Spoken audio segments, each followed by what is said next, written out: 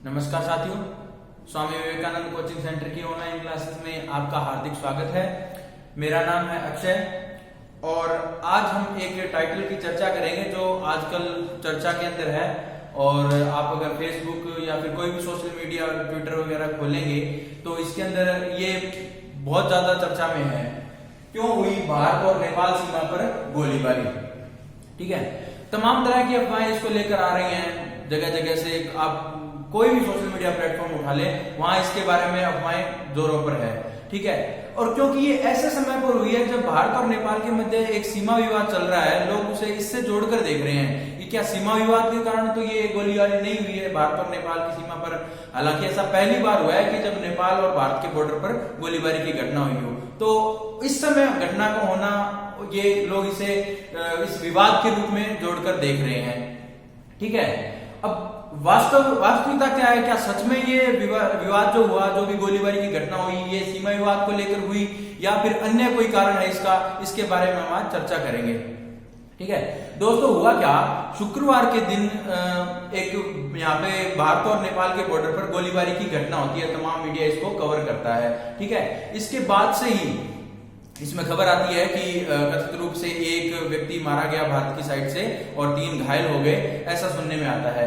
इसके बाद से ही अफवाहों का बाजार थोड़ा गर्म होने लगता है, सोशल मीडिया पर ट्रेंड करने लगता है कि नेपाल ने सीमा विवाद के चलते हुए भारत की ओर गोलीबारी की है, गोलीबारी की घटना हुई है। और अन्य तरह से लोग इसको फॉरवर्ड करने लगे बिना इसकी सच्चाई जाने कि क्या वास्तव में सीमा विवाद के कारण ऐसा हुआ। ठीक है, हालांकि असल बात यह है, सही मायनों में बात यह है कि ऐसा सीमा विवाद के कारण नहीं हुआ था, इसका कारण कोई और था। इसे सीमा विवाद से केवल जोड़कर अफवाह बना दी गई एक।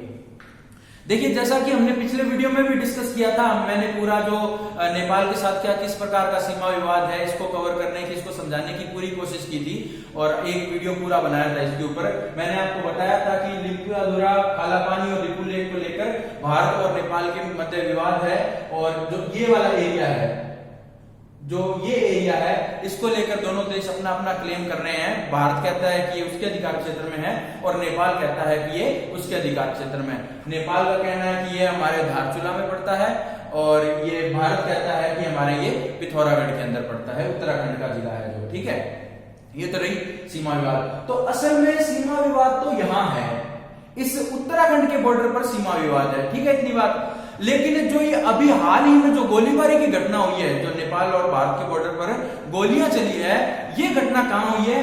ये हुई है बिहार और नेपाल के बॉर्डर पर। दोस्तों, ये देख रहे हैं नेपाल, ये नेपाल का एरिया है पूरा, जो नेपाल ने अभी नक्शा जारी किया था अपना, वैसा ही कुछ नक्शा बनाने की कोशिश की गई है, वह नक्शा ये। और जैसा कि आप जानते हैं कि यहाँ पर हमारा भारत के साथ जो नेपाल का बॉर्डर लगता है, यहाँ पर बिहार का लगता है और इधर उत्तर प्रदेश का लगता है और यहाँ जो बॉर्डर लगता है वो उत्तराखंड का लगता है। ठीक है, तो जो सीमा को लेकर विवाद था वो तो था उत्तराखंड बॉर्डर पे, यहाँ पर। ठीक है, इस एरिया के अंदर। और जो गोलीबारी की घटना हुई है वो हुई है यहाँ बिहार के अंदर। हुआ क्या साथियों, शुक्रवार के दिन क्या होता है कि बिहार के सीतामढ़ी से, यहाँ पर बिहार के अंदर एक स्थान है सीतामढ़ी, वहां से एक फैमिली चलती है नेपाल के अंदर।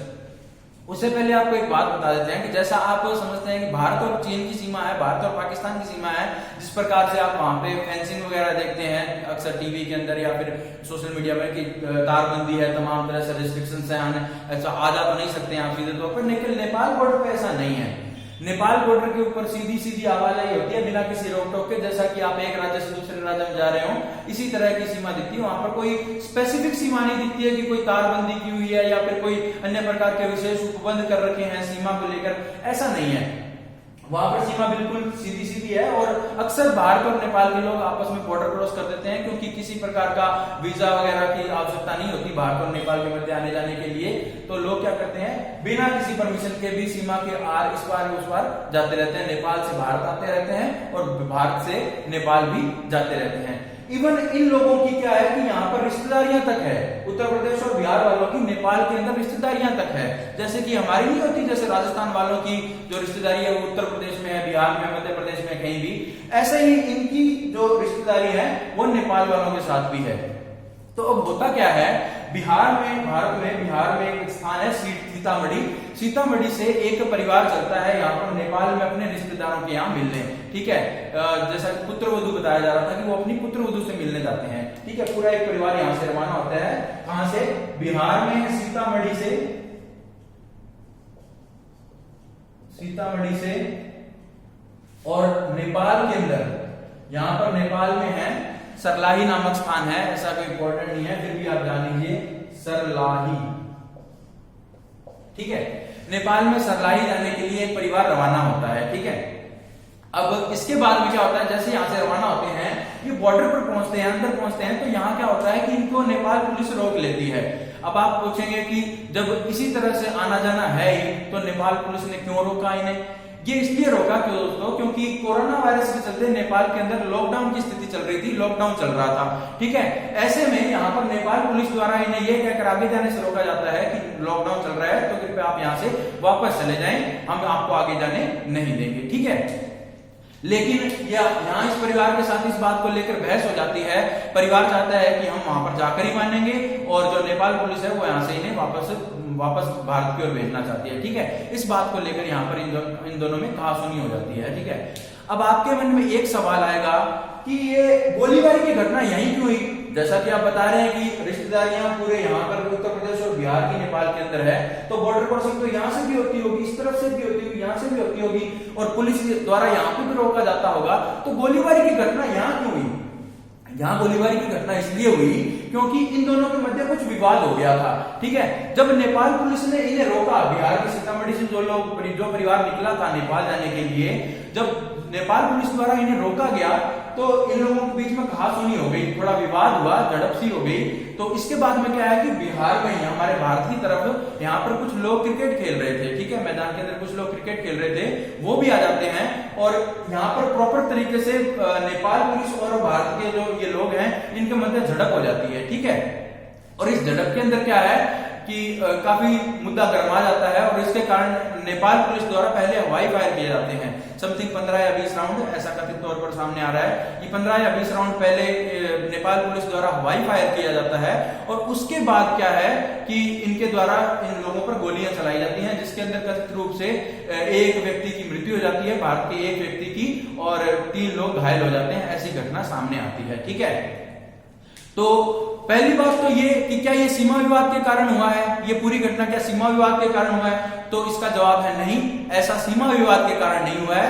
ये लॉ एंड ऑर्डर को मेंटेन करने के लिए नेपाल पुलिस ने कार्रवाई की थी। ठीक है, इतनी बात समझ में आती है कि ये कोई इंटरनेशनल स्तर पर जो वारदात हुई है, ऐसी कोई वारदात नहीं है कि 2 देशों की तरफ से कोई आक्रमण हुआ हो, ऐसी कोई घटना नहीं है। ये एक छोटी सी घटना है कि जो नेपाल पुलिस और स्थानीय लोगों यानी भारत के लोगों के बीच में झड़प हो गई, वैसी घटना है। ठीक है, अब इसके बाद में तमाम अफवाहों का बाजार ये बनता है कि भारत की ओर से कोई स्टेटमेंट क्यों नहीं आ रहा है, क्यों भारत को जवाब नहीं दे रहा है, क्यों भारत के प्रधानमंत्री चुप हैं, या फिर ऑफिशियल्स क्यों चुप हैं, और नेपाल की तरफ से क्या जवाबदेही आती है।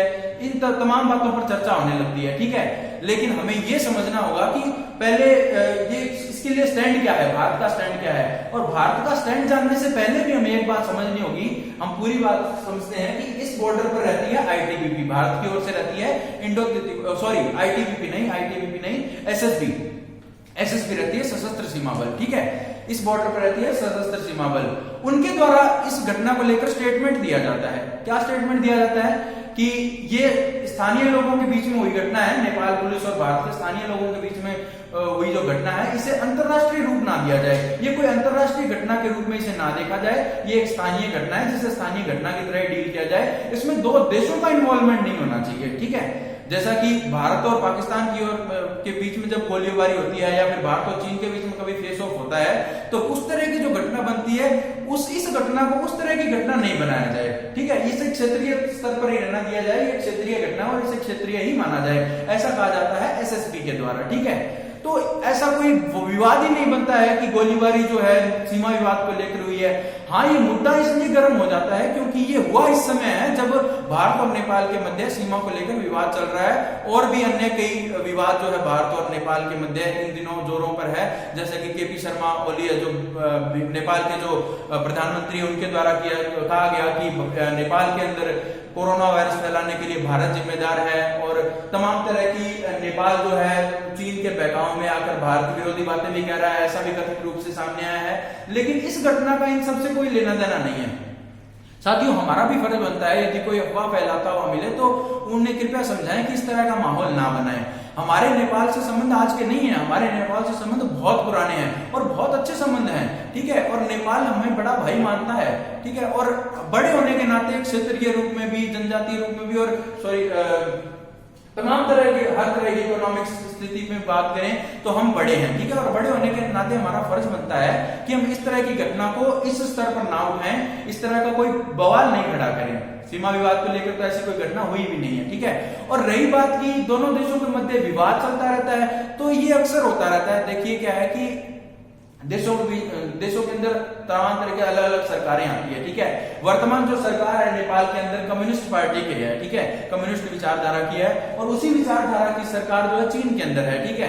तो उसका चीन के प्रति झुकाव इस कारण है नेपाल का, ठीक है। भारत विरोधी जो बातें अभी हो रही हैं वो इसके कारण ही है। और इसका एक कारण ये भी है कि एक समय ऐसा भी आया जब केपी शर्मा ओली की सरकार गिरने पे आ गई। उनके जो सांसद थे, विधायकगण थे, उन्होंने नेपाल के जो प्रधानमंत्री है केपी शर्मा ओली, उनके प्रति उनका विश्वास जो है कम हो गया था। इसके कारण नौबत ये आ गई थी कि केपी शर्मा ओली की सरकार गिरने की स्थिति में आ गई थी। ऐसे में क्या है कि जो चीन है उसमें भी कम्युनिस्ट सरकार ही है, कम्युनिस्ट पार्टी की सरकार है। और वह चाहता है कि दुनिया में जहां कहीं भी कम्युनिस्ट पार्टी की सरकार हो, कम्युनिस्ट सरकार हो, उसे बचाया जाए। और इसके चलते जो है चीन क्या करता है, चीन अपने कुछ लोगों को भेजता है समझाइश के लिए, उन विधायकों की, उन सांसदों की समझाइश के लिए जो सरकार के अंदर अपना विश्वास नहीं रखते हैं, ठीक है। और चीन के जो राष्ट्रपति उनके द्वारा वीडियो कॉन्फ्रेंसिंग भी की जाती है और इस तरह से जो केपी शर्मा ओली की सरकार है उसे स्थायी भी किया जाता है, उसे बचाया जाता है। इस कारण नेपाल का जो है चीन के प्रति जो झुकाव है जो थोड़ा बढ़ जाता है। और कथित तौर पे ये कह सकते हैं हम कि अगर चीन के प्रति झुकाव थोड़ा सा बढ़ रहा है तो जाहिर सी बात है कि भारत के लिहाज से थोड़ा ये कुछ ठीक नहीं है। लेकिन ये कुछ थोड़े समय की बातें हैं, सरकारें बदलने पर या फिर थोड़ी सी मानसिकता बदलने पर ये सब चीजें चेंज होती रहती है। अब हमारा फर्ज ये बनता है कि हम इस तरह की घटना को ज्यादा अफवाहें ना फैलाएं, या फिर कोई अफवाह फैला भी रहा है तो उसे रोकें, उसे समझाएं कि ये क्या घटना कुछ और है, सीमा विवाद को लेकर नहीं है। सीमा विवाद की घटना तो जो सीमा विवाद है वो तो उत्तराखंड के बॉर्डर के साथ है। भारत और उत्तराखंड के, ये उत्तराखंड और नेपाल के बीच में जो बॉर्डर है विवाद उसे लेकर है, ना कि यहाँ कोई विवाद है। यहाँ एक क्षेत्रीय घटना है जो लॉ एंड ऑर्डर को मेंटेन करने के लिए ऐसी घटना हो गई। हालांकि ये दुखद घटना है जिसमें एक भारतीय की मौत भी हुई और 3 भारतीय घायल भी हुए। और शायद ऐसा भी सुनने में आता है कि एक व्यक्ति को नेपाल पुलिस द्वारा गिरफ्तार भी कर लिया गया था, भारत के व्यक्ति को, और उसे बाद में छोड़ भी दिया गया। हालांकि ये कोई पूरी तरह से सत्य हो ऐसा कोई जरूरी नहीं है, ये सिर्फ कथित तौर पर सामने आ रहा है। लेकिन हमारा फर्ज फिलहाल ये बनता है कि इस तरह के अफवाहों पर ध्यान ना दें और नेपाल के संबंधों को खराब ना करें। नेपाल के साथ जो भी हमारे संबंध है, हमारे बहुत सारे भाई है जो नेपाल के भाई है जो यहाँ पर काम करते हैं, उन्हें इन तरह की घटनाओं से कोई लेना देना नहीं है कि भारत को और नेपाल के मध्य कोई विवाद चल रहा है। तो उनके साथ कृपया किसी तरह की बदतमीजी या फिर हम कोई किसी प्रकार का द्वेष नहीं रखें, क्योंकि ये घटनाएं चलती रहती हैं। देश है, देश के अंदर सरकारें हैं, थोड़ी सी मानसिकता बदलती है, घटनाएं बदलती है, मानसिकता चेंज भी होती है, ऐसी कोई बात नहीं है, ठीक है। तो नेपाल के साथ अमन संबंध ना खराब करें। तो पूरी घटना आपको समझ में आ गई होगी कि सीमा विवाद को लेकर ये घटना नहीं हुई है, इसका सीमा विवाद से कोई लेना देना ही नहीं है, ठीक है। तो किसी भी तरह की अफवाह पर अपने ध्यान नहीं देना चाहिए और संबंधों को खराब नहीं करना चाहिए। धन्यवाद।